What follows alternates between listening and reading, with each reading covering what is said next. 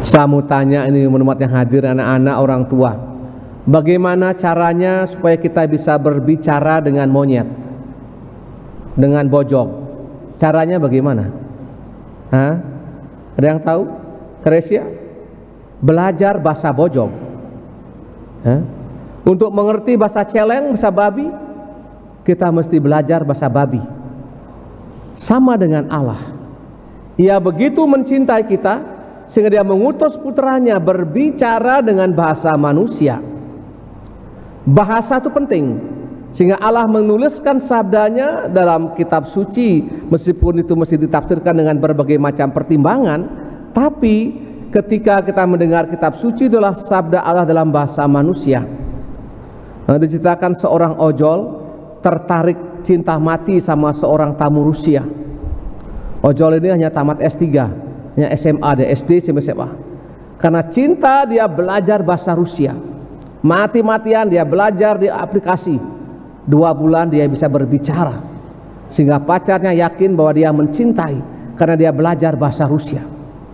Sama dengan Santo Hieronymus ini, yang tidak mengenal kitab suci sama dengan tidak mengenal Allah.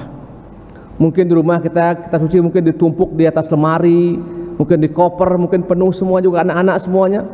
Yang dipegang HP mulus-mulus, tapi kitab suci tidak pernah dipegang. Ditumpuk semua di meja meja apa tuh? Kamu punya meja belajar itu semua. Oleh karena itu, cintai baca mulai malam ini. Sebelum tidur, kalau punya ruah, baca ruah. Katakan, Tuhan, bersabdalah, hambamu mendengarkan. Di luar kemampuan kita dengan membaca sabda Allah itu, kekuatan Allah bisa merasuki sumsum dan tulang kita. Yang mungkin kita sakit sedikit, badan sakit semua, stres juga semua. Dengan kekuatan Allah ini pelan-pelan terurai menjadi tantangan dan kesehatan.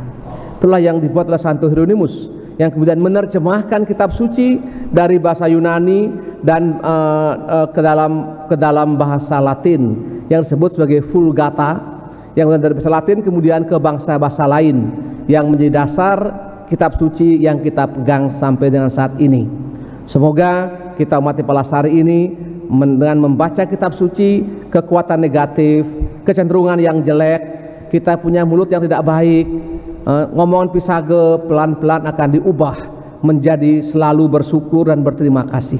Itulah kekuatan Allah yang terpancar ketika kita membacakan sabdanya, membaca kitab suci yang adalah sabda Allah dalam bahasa manusia. Kita mohonkan semangat ini bersama Santo Hieronymus. Amin.